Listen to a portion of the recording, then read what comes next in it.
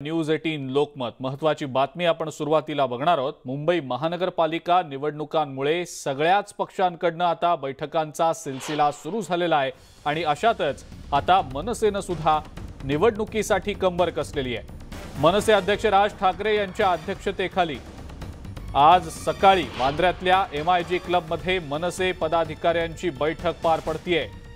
मनसे आणि शिंदे गट एकत्र येणार अशी राजकीय वर्तुळामध्ये चर्चा रंगलेली असल्याने या बैठकीकडे आता सर्वांचंच लक्ष लागून राहिलेलं आहे। तर दुसरीकडे आगामी महानगरपालिका निवडणुका आणि संघटनात्मक बांधणीवर सुद्धा या बैठकीमध्ये चर्चा होण्याची शक्यता आहे। मुंबई महानगरपालिका निवडणुकीमध्ये मनसे आणि शिंदे गट यांची युती होणार असल्याच्या जोरदार चर्चा सुरू आहेत। या बैठकीमध्ये या मुद्द्यावर चर्चा होईल असं देखील बोललं जात आहे। याशिवाय आगामी महानगरपालिका निवडणुका आणि संघटनात्मक बांधणीच्या अनुषंगाने मनसेची रणनीती या बैठकीमध्ये ठरवली जाण्याची शक्यता आहे। राज ठाकरेंनी ही अतिशय महत्त्वाची मनसेच्या नेते आणि सरचिटणीस यांची बैठक बोलावलेली आहे। या बैठकीच्या पार्श्वभूमीवर मनसे आणि शिंदे गट एकत्र येणार असल्याच्या जोरदार चर्चा रंगलेल्या आहेत। 18 सप्टेंबर पासून राज ठाकरे विदर्भ दौऱ्यावर सुद्धा जाणार असल्याचं समजतंय। या दौऱ्याच्या अनुषंगाने सुद्धा या बैठकीमध्ये चर्चा होण्याची शक्यता आहे। अधिक माहिती या संदर्भातली आपण जाणून घेणार आहोत। विशाल पाटील आपला प्रतिनिधी आपल्या सोबत आहे सध्या। विशाल, मनसेची ही महत्त्वाची बैठक तर आहेच। या बैठकीमध्ये मनसे आणि शिंदे गट युती करणार का, जवळ येणार का, अशा चर्चा ज्या सुरू आहेत त्या चर्चांना या बैठकीमध्ये काही या चर्चांबद्दल काही बोललं जाऊ शकेल का? पदाधिकारी आणि जे कार्यकर्ते आहेत मनसेचे, काय नेमकं त्यांचं या बाबतीतलं म्हणणं आहे?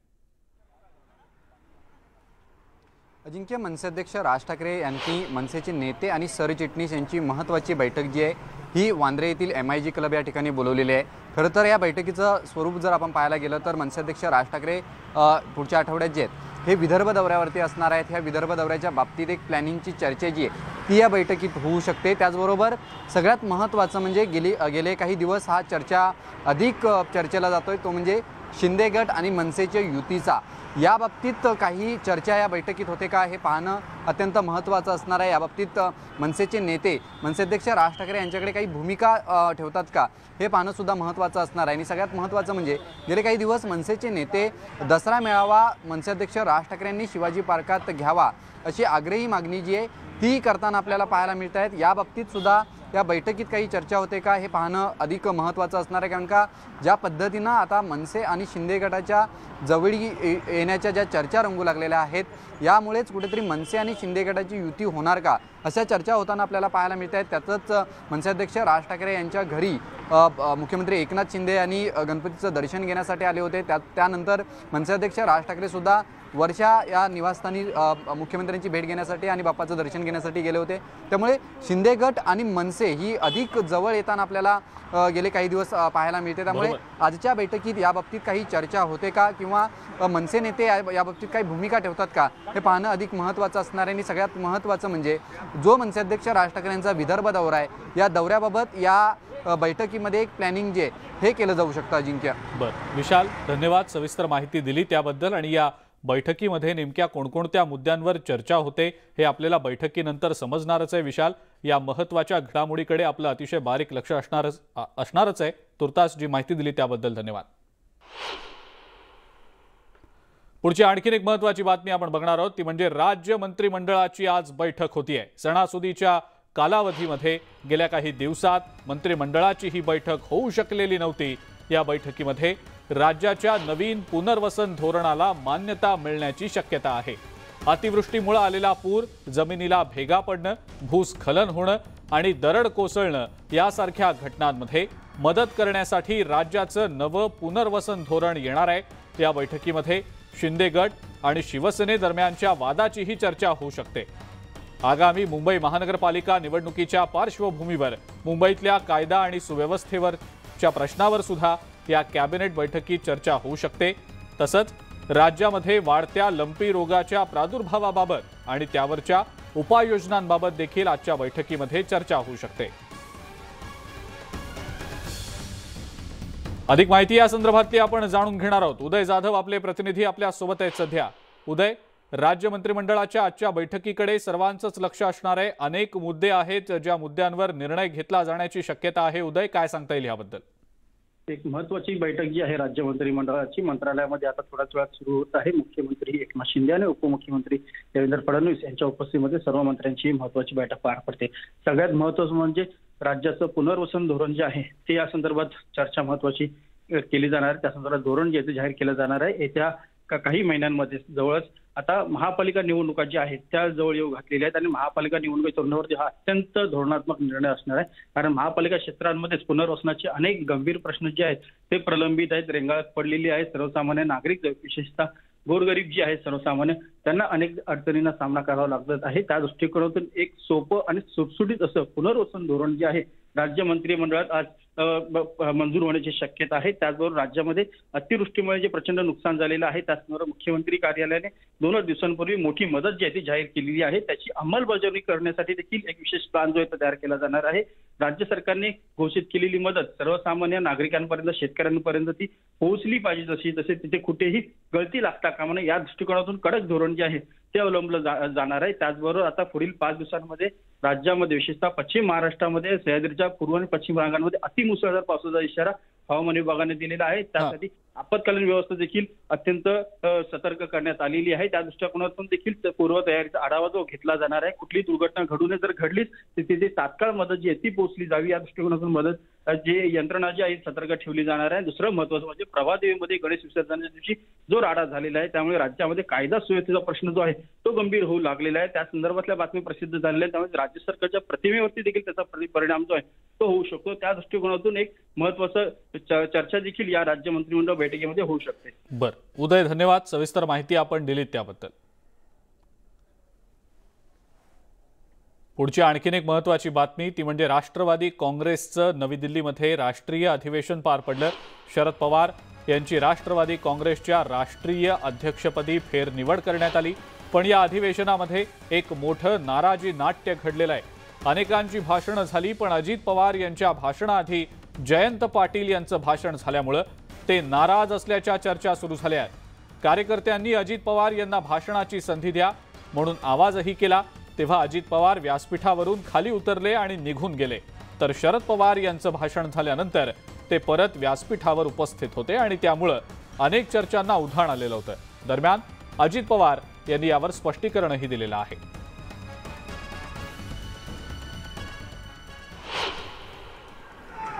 अभी बाय पॉपुलर डिमांड आखिरी भाषण पवार साहब के पहले माननीय अजीत पवार साहब का।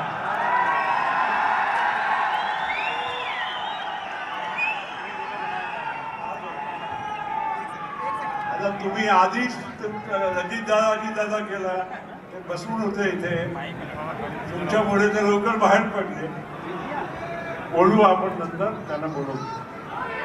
अच्छा, वॉशरूमला गेले पवार साहेबांच्या भाषण होने अगोदर, तोपर्यंत अरे एक मिनट रुको ना, तब तक ये राष्ट्रवादी युवक कांग्रेस और राष्ट्रवादी स्टूडेंट कांग्रेस के नए झंडों का यहाँ पर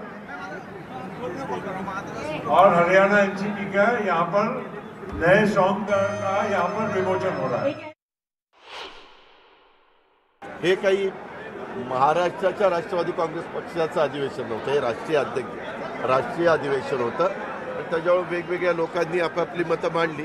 त्याच्यामुळं हे सगळे विषय आलेले असल्यामुळं मी त्याच्यामध्ये काही भाषण करण्याच्या बद्दल म्हणजे मी काही बोललो नाही। एक वस्तुस्थिती खरी आहे, सर्वांची उत्सुकता होती मी महाराष्ट्रामध्ये बोली। भाजपचे आमदार अतुल भातखळकर यांनी ट्विटरच्या माध्यमातून राष्ट्रवादी काँग्रेसचे अध्यक्ष शरद पवार यांच्यावर टीका केली आहे। नवी दिल्लीमध्ये राष्ट्रवादी काँग्रेसचं अधिवेशन पार पडलं। यावेळेला जेव्हा शरद पवार अधिवेशनाच्या ठिकाणी दाखल झाले तेव्हा अझीमोशान शहनशाह हे गाणं लावलं गेलं। यावरून भातखळकर यांनी 3.5 जिल्ह्यांचे अझीमोशान शहनशाह असं म्हणत टीका केली आहे। आम्हीही तेच म्हणत होतो, हे जाणते राजे नसून मुघल शहेनशहाच आहेत. कोणते ते आपल्याला माहितीच आहे, अशा शब्दात टीका करत भातखळकर यांनी हा व्हिडिओ ट्विट केलाय.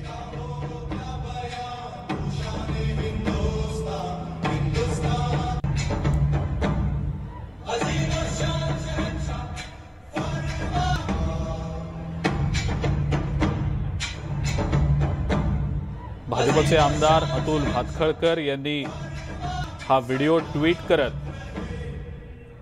3.5 जिल्ह्यांचे अझीमोशान शहेनशहा असं म्हणत राष्ट्रवादी काँग्रेसचे अध्यक्ष शरद पवार यांच्यावर टीका केलेली आहे. या व्हिडिओवरून भातखळकर यांनी जोरदार हल्लाबोल केलेला आहे.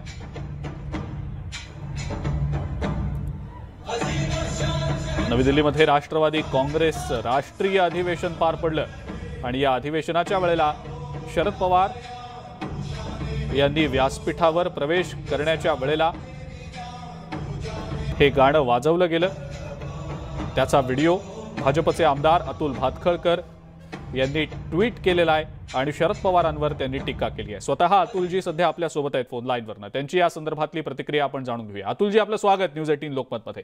आपण हा व्हिडिओ ट्विट केलाय, शरद पवारांवर आपण टीका केलेली आहे आणि 3.5 जिल्ह्यांचे अझीमोशान शहेनशहा असं आपण म्हटलंय. अतुलजी, सविस्तरपणे विस्तृतपणे आपली या संदर्भातली प्रतिक्रिया जाणून घ्यायला आवडेल. मुळामध्ये इथे राजकारण करताना म्हणायचं की दिल्लीच्या तख्तासमोर आम्ही झुकणार नाही. मग तुम्ही गाणं कुठलं?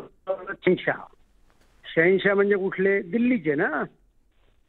अहो, तुम्ही मग छत्रपती शिवाजी महाराजांचं तरी गाणं लावायला पाहिजे होतं. तुम्हाला इतक्या मोठ्या 3 जिल्ह्यांच्या पक्षाचे तरी सलग राष्ट्रीय अध्यक्ष होत आहे, तर ते लावलं कुठलं? शहेनशाह. आणि मग त्यातून हे सगळे प्रश्न उपस्थित होतात. 10 वर्ष केंद्रात मंत्री राहिले, ते सुद्धा कृषी मंत्री म्हणून राहिले आणि आता केंद्र सरकार नाही तर म्हणतात आम्ही दिल्लीच्या तख्तासमोर झुकणार नाही. मग दिल्लीच्या तख्ताचं गाणं लावतात. बरं, तिथे व्यासपीठावर पाहिलं तर सर्वच लोक, जयंत पाटील, अजित पवार, तटकरे, ते स्वतः, सुप्रियाताई, मग कशाकरता दिल्लीत बैठक घेत आहे? ती इथे घ्यायची ना चव्हाणला. काय प्रॉब्लेम होता? त्याच्यामुळे हे सगळं, आपण फार मोठे नेते आहोत. अहो, ज्यांना आयुष्यामध्ये स्वतःच्या ताकदीवर 10 खासदार निवडून नाही आणतात, ते कसे काय देशाचे पंतप्रधान होतील? आणि त्याच्या एक राजकारण मला रिलीव्ह पॉलिटिक्स मध्ये ठेवायचं अशा पद्धतीचा हा एक केविलवाणा प्रयत्न आहे, एवढंच मी या निमित्ताने म्हणेन. बरं अतुलजी, विरोधाभासी भूमिका वाटते आपल्याला या सगळ्या मध्ये? आपण गाणं ज्या पद्धतीनं जो व्हिडिओ ट्विट केला त्यामध्ये जे गाणं वाजवलं गेलं आणि ज्या पद्धतीच्या प्रतिक्रिया शरद पवारांनी दिल्या, आपलं असं म्हणणं विरोधाभासी भूमिका सातत्यानं मांडली जाते? 100% शरद पवारांच्या इतकं विरोधी भाषिक किंवा ढोंगी राजकारण करणारा मनुष्यच महाराष्ट्राच्या आणि देशाच्या इतिहासात. ते इकडे असताना म्हणतात की विदर्भाला वेगळं राज्य मिळतं कामा नये, विदर्भात गेले की म्हणतात विदर्भाला वेगळं राज्य मिळालं पाहिजे. त्यांच्या भूमिका या सातत्याने बदलत असतात. 370 कलमाला विरोध करायचा आणि 370 कलमावर जेव्हा वोटिंग झालं राज्यसभेत, तेव्हा ते आणि त्यांचे प्रफुल्ल पटेल राज्यसभेत वोटिंगला गेलेच नाही, ऍबसेंट राहिले. हे सगळ्या देशाने पाहिलेलं आहे. आणि त्यामुळे केवळ आणि केवळ सत्तेचं आणि स्वतःच्या अहंकाराचं आणि सोयीचं राजकारण करणं ही शरद पवारांची आतापर्यंतची नीती राहिलेली आहे. 99 साली काँग्रेस पक्ष का फोडला? ते विरोधी पक्ष नेते त्यांना काँग्रेसने केलेलं असताना सुद्धा, तर विदेशी पक्षाच्या नेत्याने पंतप्रधान पदावर बसता कामा नये. आणि मग 2004ला म्हणजे अवघ्या 5 वर्षात सोलापूरमध्ये सोनिया गांधींबरोबर झालेल्या त्या सभेमध्ये त्यांनी काय सांगितलं की विदेशी वंशाची व्यक्ती पंतप्रधान पदावर बसायला आमची हरकत नाही, सांगून टाकलं. आणि त्या 99 ते 2004 त्या सोनिया गांधींच्या काँग्रेस बरोबर यांचं महाराष्ट्रात सरकार होतं, जे त्यांच्या समोरासमोर लढले होते राज्यामध्ये. आणि त्यामुळे शरद पवार आणि ढोंगीपणा या एकाच नाण्याच्या 2 बाजू आहेत. कुठलाही वैचारिक विचार धागा नसलेला हा पक्ष आणि तसं व्यक्तिमत्व आहे. केवळ आणि केवळ स्वतःच्या अहंकारावर, स्वतःच्या व्यक्तिगत राजकीय स्वार्थापायी त्यांची वेगवेगळी पावलं ते उचलत असतात, एवढाच त्याचा अर्थ आहे. अतुलजी खूप खूप धन्यवाद. आपण न्यूज 18 लोकमतशी बोललात आणि आपली प्रतिक्रिया दिली त्याबद्दल.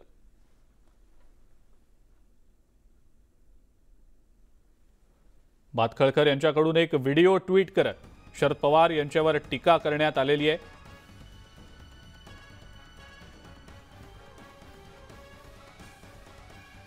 राष्ट्रवादी काँग्रेसचं नवी दिल्लीमध्ये राष्ट्रीय अधिवेशन पार पडलं. या अधिवेशनाच्या वेळेला शरद पवार व्यासपीठावर येण्यापूर्वी अझीमोशान शहनशाह हे गाणं वाजवलं गेलं. यावेळेचा व्हिडिओ अतुल भातखळकर यांनी ट्विट करत शरद पवार यांच्यावर टीका केलेली आहे. आणि याच संदर्भात आपण राष्ट्रवादी काँग्रेसकडनं देखील प्रतिक्रिया जाणून घेणार आहोत. आपल्या सोबत राष्ट्रवादी काँग्रेसचे आमदार अमोल मिटकरी आहेत फोन लाईनवरनं. अमोलजी, आपलं देखील स्वागत न्यूज 18 लोकमतमध्ये. भाजपचे आमदार अतुल भातखळकर यांनी एक व्हिडिओ ट्विट केलेला आहे, ज्या व्हिडिओच्या माध्यमातून त्यांनी शरद पवारांवर टीका केली आहे. आपली पहिली प्रतिक्रिया. भातखळकरांना काही धंदा उरलेला नाही आणि किती बारीक लक्ष ठेवतात बघा. राष्ट्रवादी काँग्रेस पक्षाचं 8वं राष्ट्रीय अधिवेशन इतक्या जोरात झालं. देशभरातून हरियाणा असेल, गोवा असेल, या भागातून चांगल्या पद्धतीने तरुणाई तिथे आली. रोड मराठा आले, जाट आले, इतक्या मोठ्या प्रमाणात तिथे आलं. आणि आमच्या अधिवेशनावर लक्ष होतंच भाजपचं, कारण दिल्लीमध्ये झालंय ना. विशेष म्हणजे मला आनंद या गोष्टीचा वाटतो की आम्ही कोणती गाणी वाजवली, कोणते झेंडे त्या ठिकाणी फिरवले, याच्यावर सुद्धा भाजपनं इतका बारकाईने लक्ष द्यावं, अंतःकरणात त्यांच्या पीड व्हावा. आणि त्यांनी धसका घेतलाय दिल्ली शहरांपासून भातखळकरांपर्यंत सर्वांनी धसका घेतलाय की राष्ट्रवादी काँग्रेस पक्ष आगामी काळामध्ये, म्हणजे यांची 1984ला 2च सांसद होते, त्यांना 47 वर्ष लागले सत्तेमध्ये यायला. आम्ही केवळ 22 वर्षामध्ये आज निदान आमच्या याचं रेकॉर्ड बघा, संसदचं तुम्ही रेकॉर्ड बघा, आमचे चारच खासदार असतील, पण तरी त्यांचा परफॉर्मन्स बघा. 8-10 सुप्रियाताई संसद रत्न झाल्यात, 8-10 अमोल कोल्हेंचा परफॉर्मन्स बघा. अमोलजी, या ट्विटमध्ये भातखळकरांनी असं देखील म्हटलंय की 3.5 जिल्ह्यांचे अझीमोशान शहनशाह, त्याबद्दल नेमकं काय वाटतं? नाही, भातखळकरांना किती उत्तर द्यावं आणि भातखळकर किती बुद्धिप्रामाण्यवादी आहेत हे भारतीय जनता पार्टीला माहित आहे. 3.5 जिल्ह्याचे शहनशाह म्हटल्यापेक्षा तिथे चाको नावाचे केरळचे माजी मुख्यमंत्री बसलेले होते. चाको तिथे ज्यांनी राष्ट्रवादी पक्ष प्रवेश केला. 2024ला दिसून जाईल ना तुम्हाला ताकद. हरियाणामध्ये पण दिसून जाईल, इतर राज्यात पण दिसून जाईल. तुम्ही हे पाहू नका. 3.5 जिल्ह्याचं शिवाजी महाराजांचं स्वराज्य सुद्धा मुठभर मावळ्यांचंच होतं, पण नंतर स्वराज्याचं निशाण फळकलं ना दिल्लीश्वराला मातीत घालून. त्याच्यामुळे आम्ही शिवाजी महाराजांच्या विचारावर चालणारी लोक आहोत, फुलेशाह आंबेडकरांच्या. या अशा लोकांना, ज्यांना फक्त टीका करणं असतं, ज्यांना ट्विट करणं असतं, ज्यांना सोनिया गांधीबद्दल अपशब्द, राहुल गांधींच्या बलिदानाच्या कपड्यावर जी लोक राजकारण करतात, ती गाण्याचं सुद्धा राजकारण करतायत. त्याच्यामुळं यांनी धसका घेतलेला आहे. कालच्या अधिवेशनाचा भारतीय जनता पार्टीने धसका घेतलेला आहे. बरं अमोलजी, खूप खूप धन्यवाद. आपण न्यूज 18 लोकमतशी बोललात आणि आपली प्रतिक्रिया दिली त्याबद्दल.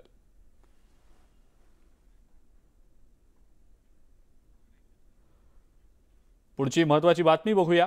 शिंदे सरकारमधील उद्योगमंत्री उदय सामंत यांना जीवे मारण्याची धमकी दिल्याची धक्कादायक घटना समोर आलेली आहे. राजापूरमध्ये रिफायनरी विरोधी कार्यक्रमाला काँग्रेसचे प्रदेशाध्यक्ष नाना पटोले उपस्थित होते आणि यावेळेला त्यांच्या उपस्थितीत आणि पोलिसांसमोरच काँग्रेस कार्यकर्ता नरेंद्र जोशी यांनी उद्योगमंत्री उदय सामंत यांना जाळून ठार मारण्याची धमकी दिली आहे.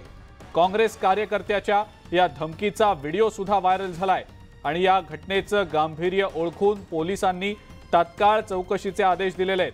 तसंच रत्नागिरी जिल्हा पोलीस अधीक्षक डॉक्टर मोहित कुमार गर्ग यांनी उदय सामंत यांच्या सोबत चर्चा सुद्धा केलेली आहे.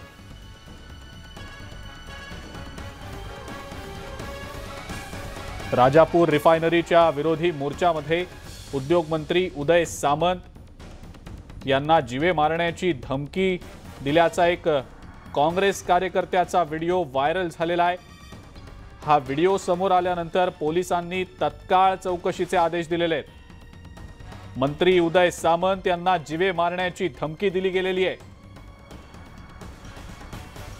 काँग्रेसचे प्रदेशाध्यक्ष नाना पटोले यांच्या उपस्थितीत ही धमकी दिली गेलेली आहे. याच संदर्भात आपण प्रतिक्रिया स्वतः उद्योगमंत्री उदय सामंत यांच्याकडूनच जाणून घेण्याचा निश्चितपणे प्रयत्न करणार आहोत. मात्र आपले प्रतिनिधी उदय जाधव सध्या आपल्या सोबत आहेत, त्यांच्याकडनं या संदर्भातली माहिती आपण जाणून घेऊया. उदय, काँग्रेस कार्यकर्त्यानं उदय सामंत यांना जीवे मारण्याची धमकी दिल्याचा एक व्हिडिओ व्हायरल होतोय. उदय, काय सांगता येईल याबद्दल? ही घटना कालची आहे. काल राजापूर तालुक्यामध्ये रिफायनरी संदर्भात एक बैठक जी आहे स्थानिक गावकऱ्यांनी बोलवली होती. यामध्ये काँग्रेसचे प्रदेशाध्यक्ष नाना पटोले हे स्वतः उपस्थित होते. काही काँग्रेसचे पदाधिकारी आणि कार्यकर्ते देखील उपस्थित होते. त्या कार्यकर्त्यांपैकी नरेंद्र जोशी नावाचा एक कार्यकर्ता आहे. त्याने सर्वांच्या समक्ष म्हणजे काँग्रेसचे प्रदेशाध्यक्ष नाना पटोले तसेच स्थानिक पोलीस यांच्या समक्ष उद्योग मंत्री उदय सामंत यांना जाळून मारण्याची धमकी दिलेली आहे. सध्या राजापूरमध्ये रिफायनरीचे समर्थक आणि रिफायनरीचे विरोधक असा मोठा वाद पेटलेला आहे. दोन्ही जे संघटना आहेत त्या आमने सामने आलेल्या आहेत. काही राजकीय पक्षांचं पाठबळ देखील दोन्ही पक्षांना मिळत आहे.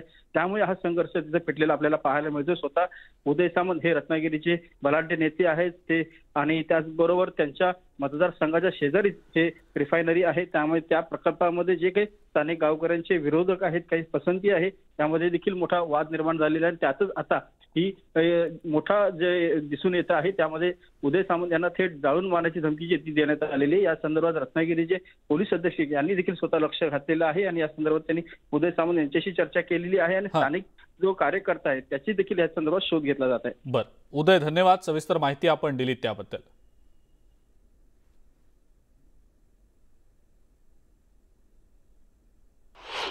आम्ही मुंबईला असतो, गुन्हे तुम्ही गुन्हे आमच्यावर टाकता, कुठल्या आधारे टाकता, काहीतरी लॉजिक लावा जरा. म्हणजे कोणत्याही कंपनीवरून टाकतोय, कुठला तरी मंत्री सांगतोय, त्या पहिल्या उदय सामंतला जाळून टाकू आम्ही. आमच्या घरावर उठलाय तो, काल रात्री स्टेटमेंट देतोय 2900 एकरांची मालकी आहे, मालकीने गेली खड्ड्यात. आमच्या जागा, आमचा गाव, आमच्या गावामध्ये म्हणजे दारूचा कुंटाण आम्ही खपून घेणार नाही. आम्हाला आमची पवित्र पंचकृषी पाहिजे आणि ही जर पवित्र पंचकृषी जर पंचकृषीवर तुम्ही पाय ठेवला तर त्याचा पाय तोडल्याशिवाय आम्ही राहणार नाही. पुढची महत्त्वाची बातमी बघूया. राष्ट्रीय तपास यंत्रणा अर्थात NIAनं देशभरातल्या गँगस्टर्स विरोधात कारवाईचा मोर्चा उघडलाय. देशभरात तब्बल 60हून अधिक ठिकाणी NIAनं छापेमारी केली आहे. पंजाबसह हरियाणा, राजस्थान आणि हिमाचलमध्ये NIAची ही कारवाई सुरू आहे. मोहाली रॉकेट लॉन्चर हल्ला आणि लुधियाना कोर्ट बॉम्बस्फोट प्रकरणाच्या तपासात ISI आणि खलिस्तानी गुंडांचं कनेक्शन समोर आल्याची देखील माहिती मिळालेली आहे आणि याच माहितीच्या अनुषंगानं ही कारवाई करण्यात येते. लॉरेन्स बिश्नोई, बंबैया, कौशल चौधरी, मावळचा संतोष जाधव आणि काला जठेडीसह अनेक गुंड सध्या NIAच्या रडारवर आहेत. मुसेवाला हत्या प्रकरणात पकडला गेलेला संतोष जाधव आणि कौशल चौधरी यांना तपासासाठी NIA महाराष्ट्रात आणण्याची शक्यता आहे.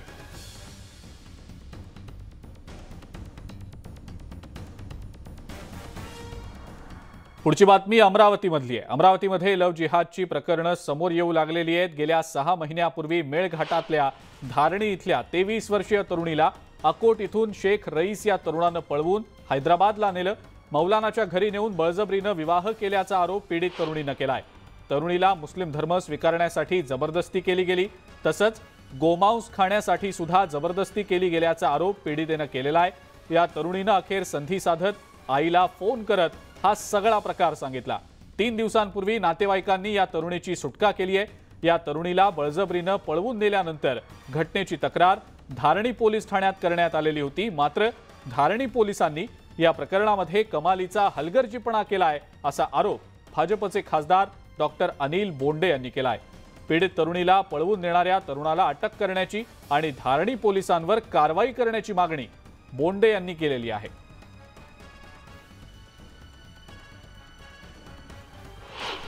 लड़के को फोन आया था, लड़के ने बोला कि मैं धमकी दिया, हाथ वाथ काटा उसने, मेरे को धमकी दिया तू आई नहीं तो मैं मर जाऊंगा. तो मैं आकोट में 1 दिन रुकी. आकोट से फिर मैं अकोला जाके ट्रेन में 2 उनके पहचान की लेडीज़ थी, उनने मेरे को छोड़े ट्रेन में. तो फिर वहाँ से मैं विजयनगरम गई. फिर वहाँ पर कि उनके हिसाब से शादी वगैरह किए, उनने निकाह करते उनके इसमें सब टॉर्चर करते थे, बोलते थे, धमकी देते थे, गलत बोलते थे, गाली गलौज करते थे मेरे साथ. खाने पीने को वो बोलते थे तुझे ये खाना पड़ेगा, गाय मांस खिलाते थे, वो बोलते थे खाने का, मैं नहीं खाती थी. वो बहुत करते थे कि तुमको खाना ही पड़ेगा, मुसलमान बनना है तो वो खाना ही पड़ेगा. हाँ, वो नमाज वगैरह सब पढ़ाते थे, मुस्लिम बनाना चाहते थे. फिर वो लड़का काम पे गया था फिर मम्मी को कॉल किया, फिर मम्मी को मैंने बताया, मम्मी को बोला कि लेने आ जाओ मुझे करके। त्या मुलाने स्वतःच्या हातावर जखमा करून मी मरून जाईल किंवा तुझ्या भावाला मारेल अशा धमक्या दिल्यामुळे त्या मुलीची फसगत झाली। आज ती मुलगी सुखरूप इथे आलेली आहे आणि आता LCB मध्ये तक्रारसुद्धा दाखल केल्या जाणार आहे। ताबडतोब या मुलीला त्रास देणाऱ्या, मुलीशी जबरदस्तीने लग्न करणाऱ्या या सर्व कुटुंबाला, जे सध्या हैदराबादमध्ये राहते, त्याला अटक करावी ही माझी मागणी आहे। यवतमाळमध्ये एका 19 वर्षीय विवाहित तरुणीला जिवंत जाळण्याचा प्रयत्न करण्यात आल्याची धक्कादायक घटना समोर आलेली आहे। यात ही तरुणी किरकोळ जखमी झाली असून ती सावध होती आणि त्यामुळे तिचा जीव वाचलाय। पुसद तालुक्यातल्या काळी दौलत खान इथं ही घटना घडली आहे। या विवाहितेनं सासरच्या मंडळींवर जिवे मारण्याचा प्रयत्न केल्याचा आरोप केलाय। या प्रकरणी पुसद ग्रामीण पोलिसात गुन्हा दाखल करण्यात आलेला असून पोलीस या प्रकरणी अधिक तपास करतायत।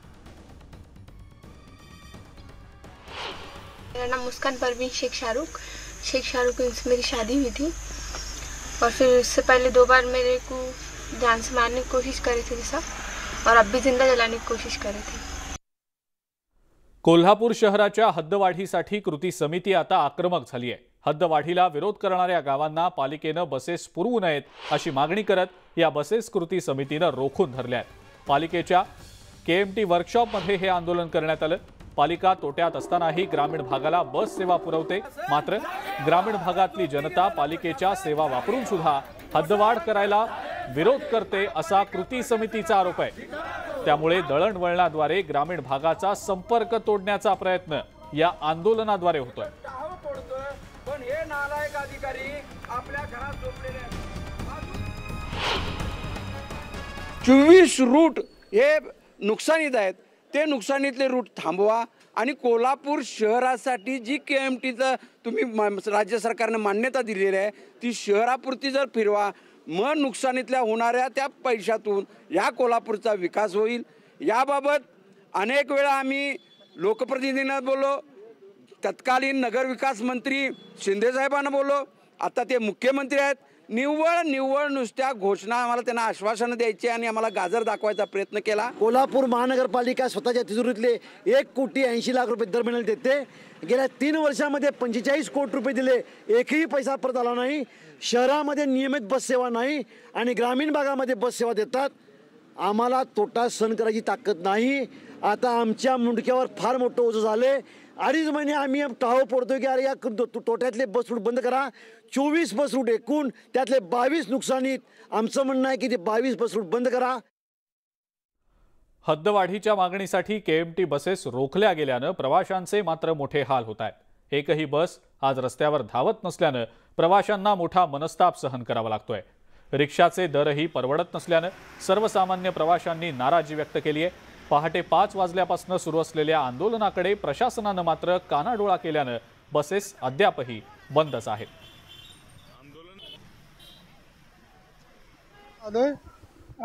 रक्षा विसर्जनसाठी चाललोय, तर आता अचानक बस बंद आहे, कसं जायचं? रिक्षा पण नाहीत, काय नाही, तर गैरसोय झाली आमची इतक्या लांबून येऊन। शाळेत जाण्यासाठी बस थांबत नसल्यानं शालेय विद्यार्थी रस्त्यावर उतरल्याची घटना यवतमाळमध्ये घडलेली आहे। यवतमाळ बाभुळगाव तालुक्यातल्या फाळेगाव इथं शाळकरी विद्यार्थ्यांनी रास्ता रोको आंदोलन केलंय। या आंदोलनामुळे यवतमाळ धामणगाव मार्गावरची वाहतूक ठप्प झालेली होती।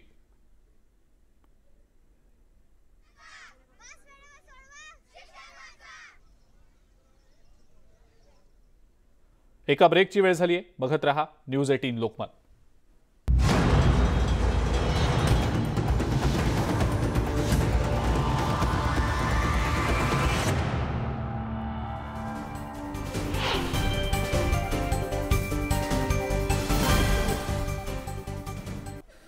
ब्रेकनंतर आपल्या सगळ्यांचं पुन्हा एकदा स्वागत। शिंदे गट आणि ठाकरे गटामध्ये झालेल्या राड्या प्रकरणी आता पोलिसांनी आमदार सदा सरवणकर आणि त्यांच्या मुलाच्या विरोधात रविवारी तक्रार दाखल करून घेतली आहे।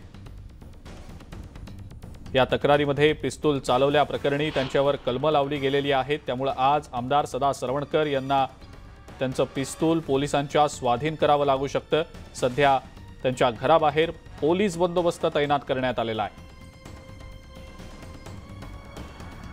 अधिक माहिती या संदर्भातली आपण जाणून घेणार आहोत। प्रणाली कापसे आपल्या प्रतिनिधी आपल्या सोबत आहेत सध्या। प्रणाली, या सगळ्या राड्यानंतर आता कुठेतरी तक्रारी केल्या गेलेल्या आहेत, अनेक दावे प्रतिदावे केले गेलेत, आरोप प्रत्यारोप सातत्यानं होताना दिसतायत। मात्र आता हे जे पिस्तूल आहे, ज्या पिस्तुला संदर्भातला उल्लेख झालेला होता, गोळीबारा संदर्भातला उल्लेख झालेला होता, हे पिस्तूल आज आमदार सदा सरवणकर यांना पोलिसांना द्यावं लागणार असल्याचं समजतंय। प्रणाली, काय नेमक्या घडामोडी या संदर्भातल्या? नक्कीच आपल्याला माहिती आहे की 2 दिवसांपूर्वी जो काही राडा झालेला होता त्या प्रकरणामध्ये दोन्ही गटांकडनं, मग ते शिंदे गट असो किंवा ठाकरे गट असो, यांच्याकडनं तक्रारी करण्यात आलेल्या होता। जी शिंदे गट आहे त्यांचे संतोष तेलवणे नावाचे जे पदाधिकारी आहे त्यांना मारहाण करण्यात आलेली होती। प्रत्यक्ष त्यांच्या अंगावर मारहाणीच्या जखमा दिसत होत्या आणि त्यामुळं त्या दिवशी रात्री ताबडतोब त्यांची जी तक्रार आहे दादर पोलीस ठाण्याने नमूद करून घेतलेली होती आणि जे ठाकरे गटाच्या 5 लोकांना काल ताब्यात घेण्यात आलेलं होतं। त्यानंतर जर आपण एकूण बघितलं तर या प्रकरणामध्ये आमदार सदा सरवणकर यांनी पिस्तूल चालवल्याचा, धमकावल्याचे तक्रार जी आहे ती ठाकरे गटांनी देण्याचा प्रयत्न केला होता। त्यासाठी काल त्यांनी मोठ्या संख्येने ते दादर पोलीस ठाण्यामध्ये सगळेजण हजर झालेले होते, शिवसेनेचे पदाधिकारी, आणि त्यानंतर त्यांच्या वतीनं सदा सरवणकर, समाधान सरवणकर, संतोष तेलवणे आणि इतर 8 ते 10 जण अशा सगळ्यांच्या विरोधात तक्रार दाखल करण्यात आलेली होती। मुख्य म्हणजे सदा सरवणकर यांच्या विरोधात जी तक्रार दाखल करण्यात आलेली आहे त्यामध्ये आर्म्स ऍक्ट अंतर्गत त्यांनी पिस्तूल चालवल्याचा उल्लेख करण्यात आलेला होता आणि त्यामुळे ती कलम सुद्धा त्यांच्यावर लावण्यात आलेली होती। त्यानंतर खरं तर काल संध्याकाळपर्यंतच कारवाई होणं अपेक्षित होतं, परंतु जर आपण बघितलं तर एक मोठा कालावधी जो आहे तो म्हणजे अगदी गणेश विसर्जन असेल, त्यानंतर दुसऱ्या दिवशी झालेला हा राडा असेल, पोलिसांना कुठल्याच पद्धतीची विश्रांती मिळाली नाही, त्यामुळे काल उशिरा ती काही कारवाई होऊ शकलेली नाही। त्यामुळे आज ही कारवाई होईल असं दिसतंय।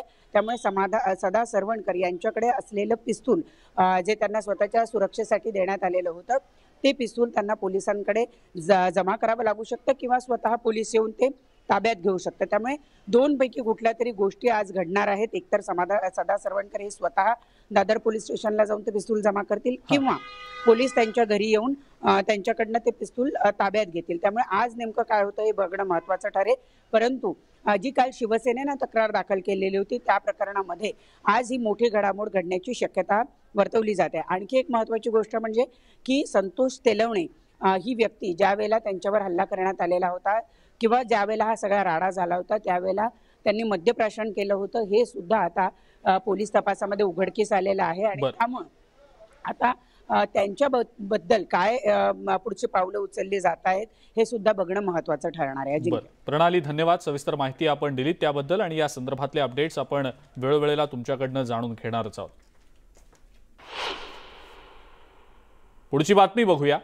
ठाण्यातील कळवा इथल्या उड्डाणपूल अद्यापही वाहतुकीसाठी खुला करण्यात आलेला नाहीये। या पुलाचं काम तब्बल 7 वर्ष रखडलं।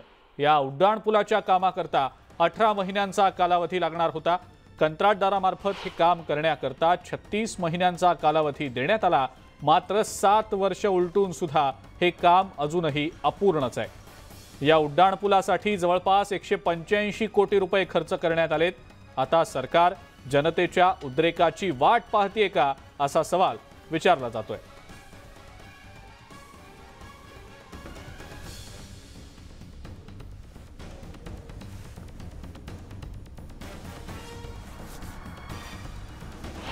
आणि कळवा जसं तुम्ही पाहाल तिथे खूप ट्रॅफिक आहे, तर तिथे ट्रॅफिक विभागामार्फत आम्हाला टप्प्याटप्प्याने परवानगी मिळाली, एकसाथ परवानगी नाही मिळाली। तर हे टप्प्याटप्प्याने मिळाल्यामुळे म्हणजे त्याचा पूर्णच आराखडा लांबत जातो।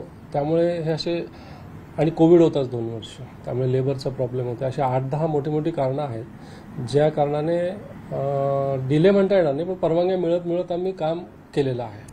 अतिशय किचकट काम होतं, पण हे काम आता पूर्ण होत आलेलं आहे। अनेक उद्घाटनाचे मुहूर्त या ब्रिजचे निघून गेलेले आहेत। शेवटची तारीख आयुक्त डॉक्टर बिपिन शर्मा यांनी सप्टेंबरची दिलेली आहे, पण आजही साकेतला उतरणारी मार्गिका असेल, कळवा हॉस्पिटलच्या इथे ठाणे बेलापूर रोडच्या दिशेने उतरणारी मार्गिका असेल किंवा ठाणा कॉलेजच्या दिशेने उतरणारी मार्गिका असेल, या पूर्ण झालेल्या नाहीत। आणि या संदर्भातली अधिक माहिती आपण जाणून घेणार आहोत। अजित मांढरे आपले प्रतिनिधी आपल्या सोबत आहेत सध्या। अजित, 7 वर्षांहून जास्त काळ उलटून गेला, मात्र कळव्याचा उड्डाण पूल नागरिकांसाठी काही अजूनही खुला झालेला नाही। परवानग्यांच्या कात्रीत हा उड्डाण पूल अजूनही अडकून पडल्याचं समोर येताना दिसतंय। अजित, काय सांगता येईल याबद्दल? अजिंक्य, खरं तर परवानग्यांचा विषय जो आहे तो मुद्दामून ढाल केला जातोय आणि ठेकेदारांना वाचवलं जातं असं म्हटलं तरी वावगं ठरणार नाही। मी आता जे ठाणे पोलीस आयुक्तालय आहे या भागामध्ये समोरच म्हणजे अगदी 10 मीटरवरती पोलीस आयुक्तालय, मुख्य पोलीस आयुक्तालय जे आहे ठाण्यात ते कार्यालय, त्या समोरचा उड्डाण पूल आहे। इथलं आम्ही ट्रॅफिक हवालदारांना विचारलं, लोकांना विचारलं, उड्डाण पूल पूर्ण बनून तयार आहे, म्हणजे एक साईड पूर्ण तयार आहे, इथून जाऊ शकतो। 2 लेन आहेत, दोन्ही लेन या खुल्या होऊ शकतात आणि जर झालं तर ही मोठी वाहतूक कोंडी जी आहे ही कुठेतरी कमी होईल। मगापासून आम्ही पाहतो की ज्या बसेस आहेत त्या बसेसमधले प्रवासी उतरून पुढे जाऊन पुन्हा ब्रिजच्या पलीकडे जाऊन रिक्षा पकडत आहेत। म्हणजे इथून जाणाऱ्या शाळेच्या बसेस असतील, ॲम्ब्युलन्स असतील, कामाला जाणारे लोक असतील, सर्वांना त्याचा इतका त्रास होतोय की तुम्ही जर कुठे नजर टाकली तर तुम्हाला फक्त वाहतूक कोंडी दिसेल। आणि ही आत्ता 10:30ची वेळ आहे, विचार करा सकाळी 8 ते 9 किंवा 10च्या दरम्यानची वेळ, त्यावेळी नेमकं काय असेल आणि किती परिस्थिती वाईट असेल। कशा पद्धतीनं इथून ट्रॅफिक हवालदार आहेत त्यांना देखील किती त्रास सहन करावा लागतो मॅनेज करण्याकरता, आणि त्याचबरोबरीनं प्रवाशांना किती त्रास होतोय हा देखील महत्त्वाचा मुद्दा आहे। दा, तुम्ही नेहमी इथून प्रवास करता? हो, नेहमी मी प्रवास करतो इथं। काय हा त्रास कशामुळे? उड्डाण पूल तर तयार आहे तुमचा? उड्डाण पूल तयार आहे पण चालू नाही झालं त्याला। किती वेळ लागतो तुम्हाला साधारणपणे इथून जायला, आणि पहिले किती वेळ लागायचा? अजूनही आम्हाला जवळपास 15-20 मिनिटं तरी ट्रॅफिकमध्ये थांबायला लागतं। पहिला किती वेळ लागायचा? अगोदरपासून असंच आहे। तर पहिले किती वेळ लागायचा हे सगळं सुरू व्हायच्या आधी, आणि आता किती वेळ लागतो? बिफोर एक 10 मिनिटं लागायचं, पण ट्रॅफिक हल्ली एवढं असतं की ठाणा कॉलेजपर्यंत फार ट्रॅफिक जाते। हाफ ॲन आवर आमचा वेस्ट जातो। माझा स्टुडिओ कळवायला मला रोज 9:30ला निघायला लागतं, तेव्हा मी जाऊन 10-10:15 पण पोहोचतो। जिकडे 10 मिनिटाची वेळ आहे तिथे 1 तास? डेफिनेटली हाफ ॲन आवर 1 तास लागतोच। ते पूल चालू झाला तर बेटर होईल। आता पूल तयार आहे बांधून, पण चालू नाही केला। काय करते नेते लोकांचा प्रॉब्लेम? अरे नेते लोकांचे प्रॉब्लेम आहे, ते उद्घाटनासाठी रखडलाय। हां, असंच वाटतं उद्घाटनासाठी। लोकांचंही म्हणणं त्यामध्ये आहे।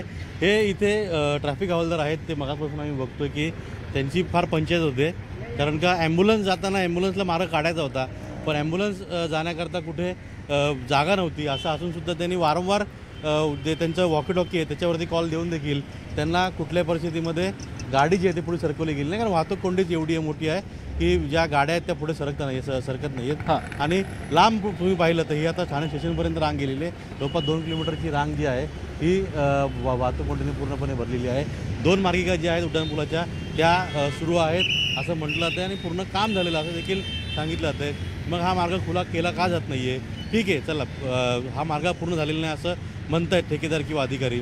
महत्त्वाचा मुद्दा आहे, ज्या कामाला 18 ते 36 महिने लागणार होते त्या कामाला 7 वर्ष का लागली, आणि या ठेकेदारावरती कोणत्या राजकीय नेत्याची मेहर नजर आहे ह्याच्यावरती आतापर्यंत कारवाई का झाली नाही? अधिकारी आहेत, नेते मंडळी आहेत, त्यांनी वारंवार म्हटलेलं आहे की या सगळ्या ठेकेदार जे त्यांच्यावरती कारवाई केली जाईल।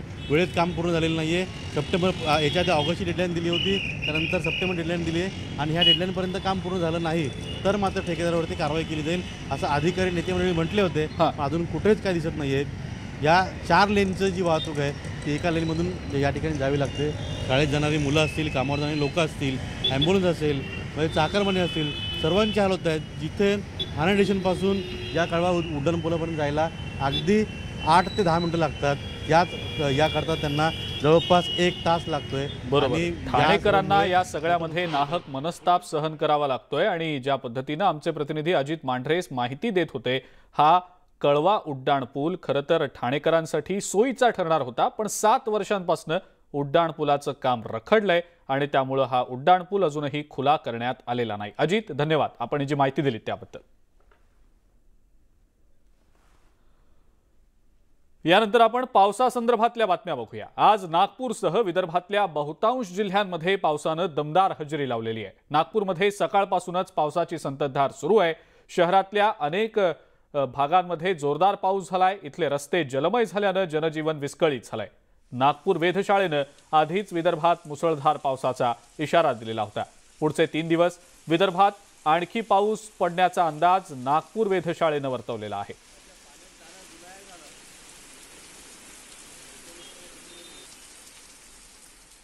याच संदर्भातली अधिक माहिती आपण जाणून घेणार आहोत। आपले नागपूरचे प्रतिनिधी तुषार कोहळे सध्या आपल्या सोबत आहेत। तुषार, नागपुरात जोरदार पावसाचा अंदाज वर्तवला गेलेला होता आणि गेले काही तास नागपुरात पाऊस बरसतोय, चांगलंच पावसानं झोडपून काढलेलं आहे। तुषार, सध्याची काय स्थिती? अजिंक्य, जर का आपण मागच्या 12 तासाचा विचार केला तर मागच्या 12 तासामध्ये 120 मिलीमीटरच्या वर पावसाची नोंद झालेली आहे। त्यामुळे नागपूरचं जे जनजीवन आहे आठवड्याच्या पहिल्याच दिवशी विस्कळीत होताना पाहायला मिळत आहे। जर का तुम्ही सीताबर्डी चौकातलं हे दृश्य बघितलं तर मोठ्या संख्येने इथे जे नागरिक आहेत जे कामानिमित्त बाहेर निघाले होते मात्र पावसामध्ये अडकून पडले असल्याचं आपल्याला दिसत आहे। आणि महत्त्वाची गोष्ट की अनेक सकल भाग असेल तिथे जशी पाणी साचल्याचं पाहायला मिळत आहे। आठवड्याचा पहिला दिवस आहे, मोठ्या संख्येने चाकरमाने सकाळच्या वेळेला नोकरीनिमित्त बाहेर निघतात, मात्र ज्या प्रकारे पावसाने सकाळलाच हजेरी लावली, दमदार हजेरी लावली, आता काहीसा उसंत किंवा काहीशी पावसाच्या सरी कमी झालेल्या आहे, मात्र जनजीवन विस्कळीत होताना आपल्याला दिसत आहे। मागच्या 12 तासामध्ये नागपूरमध्ये 120 मिलीमीटर पावसाची नोंद झाली। यासह पूर्व विदर्भामध्ये त्या कडाक्यांच्या विजांमुळे ज्या घटना घडल्या त्यामध्ये 6 नागरिकांचा देखील मृत्यू झालेला आहे। नागपूर जिल्ह्यामधील भिवापूर तालुक्यात देखील 2 नागरिकांचा मृत्यू झालेला आहे। तर आपण बघू शकतो की सकाळला ज्या प्रकारे चित्र नागपूरमध्ये पाहायला मिळत आहे। आणि महत्त्वाची गोष्ट की नागपूर वेधशाळेने जो इशारा दिला की पुढची 3 दिवस आणखी मुसळधार पाऊस राहणार आहे, त्यामुळे नागरिकांनी सतर्क राहायला पाहिजे। आधीच जर का आपण बघितलं तर जे तलाव आहे ते आधीच भरलेले आहे, त्यामुळे थोडा जरी पाऊस झाला तर नद्यांना महापूर येतो। सध्या काही नद्यांना पूर आलेला आहे, धोक्याच्या पातळी त्यांनी ओलांडलेल्या नाही, मात्र प्रशासनाने तिथल्या नागरिकांना सतर्क राहण्याचा इशारा दिलेला आहे। सोबत नागपूर शहरातीलही काही सखल भागामध्ये पाणी शिरल्याच्या घटना पुढे आलेल्या आहे। आपण जे आठवड्याचा पहिला दिवस होता, पहिल्या दिवशी कशा प्रकारे जनजीवन विस्कळीत झालं हे आपण दाखवण्याचा प्रयत्न करत आहेत। ते आपल्याला दृश्यांमध्ये पाहायला मिळतं की जागोजागी नागरिक थांबलेले आहे, पावसापासून बचाव करण्याचा प्रयत्न करत आहे आणि अनेकांना ऑफिसमध्ये जायला उशीर होत आहे, अनेकांनी बाहेर निघलं, त्यांना वाटलं नव्हतं की इतका लांब पाऊस लांबेल, मात्र मागच्या 3 तासापासून सातत्याने नागपूरमध्ये संततधार सुरू आहे। त्यामुळे एकंदरीतच जर का पाहायचं झालं तर मुसळधार पाऊस जो कोसळला त्यामुळे मागच्या काही दिवसापासून पावसाने जी उसंत घेतलेली होती ती थांबलेली आहे आणि परत पाऊस सक्रिय झालेला आहे। पुढचे 3 दिवस मुसळधार पाऊस राहणार आहे। विदर्भातील बहुतांश जिल्ह्यामध्ये पावसाने दमदार हजेरी लावली, विशेष करून पूर्व विदर्भामध्ये चंद्रपूर जिल्हा असेल, यवतमाळ जिल्हा असेल, वाशिम जिल्हा असेल, नागपूर, भंडारा, गोंदिया या जिल्ह्यामध्ये दमदार पावसाने हजेरी लावलेली आहे। विदर्भाच्या जवळपास सगळ्याच जिल्ह्यांमध्ये पावसाचा जोर दिसतो आहे आणि पुढचे 3 दिवस सुद्धा विदर्भात पावसाचा जोर असाच कायम राहण्याची शक्यता आहे। तुषार, धन्यवाद, आपण ही जी माहिती दिलीत त्याबद्दल। एका ब्रेकची वेळ झाली आहे, बघत रहा न्यूज 18 लोकमत।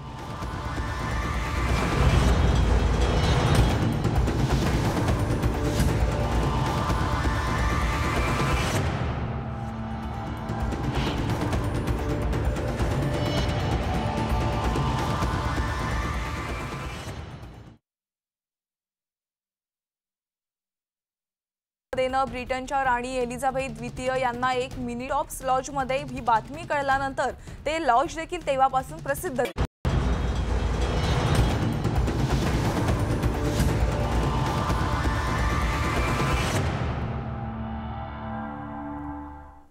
ब्रेक नंतर आपण बातमी बघणार आहोत बुलढाणा जिल्ह्यातल्या संग्रामपूर तालुक्यात एका शाळकरी विद्यार्थिनीच्या अपहरणाचा प्रयत्न थोडक्यात फसलाय।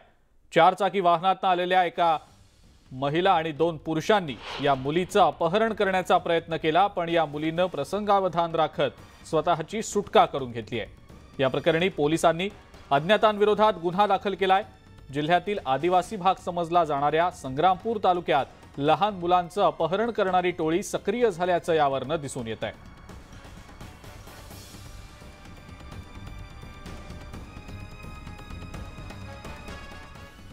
केरळ राज्यामध्ये गव्यानं धुमाकूळ घातलाय। गव्यांमुळे शेतीचं मोठं नुकसान होत असून मार्गांवरनं जाणाऱ्या वाहनांना सुद्धा धोका निर्माण झालाय।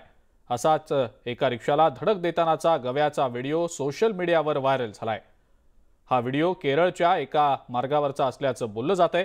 सुदैवानं प्रसंगावधान रिक्षा चालकानं दाखवलं आणि रिक्षा मागे घेतली, त्यामुळे अनर्थ टळला।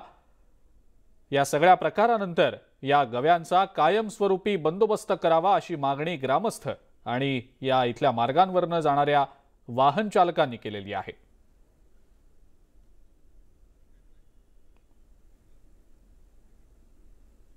पुढची बातमी राजकोट मधली आहे. जुनागड महामार्गावर दृश्यमानता कमी असल्या कारणामुळे एक मोठा अपघात घडल्याचं दिसतं आहे. एकाच वेळेला 4 गाड्या या एकमेकांना धडकल्याचं या सीसीटीव्ही फुटेजमध्ये बघायला मिळतंय. राजकोट मधला हा सगळा प्रकार आहे.